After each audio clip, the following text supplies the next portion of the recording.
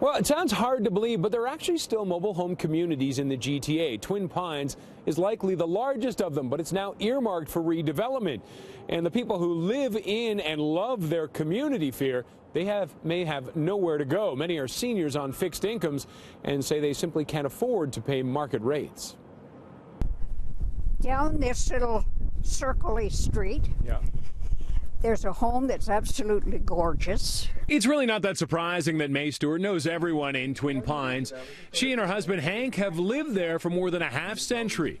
They raised their 2 children here, and now they want to live out their retirement. 2 brothers live in here, nieces, nephews, cousins, 3 sets of in-laws, just incredibly close-knit. But Stewart fears that won't happen if social housing provider Peel Living, which owns the 25-acre site, goes through with its plan to redevelop it, replacing the 213 mobile homes with several hundred affordable housing units.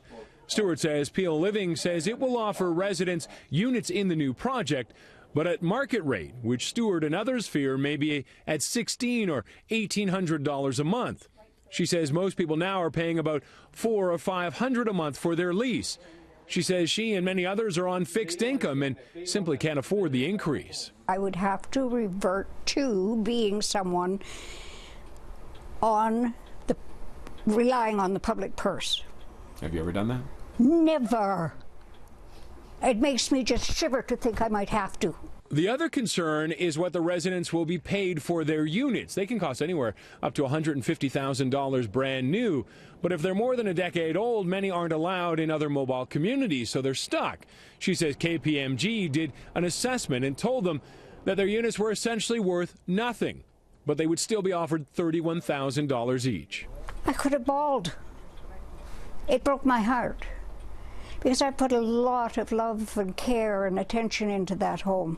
They thought their problems were solved in 1996 when they raised $1 million for Peel Living to buy the property. It would be the down payment. They all then signed 20-year leases.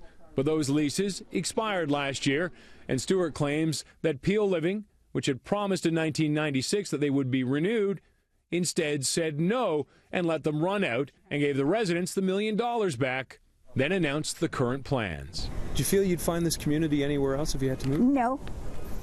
No. I wouldn't. I would be shocked if I did. Now, there is a Peel Housing Corporation meeting tomorrow to discuss the KPMG report on Twin Pines, and residents from Twin Pines say they will be there. City News will be as well.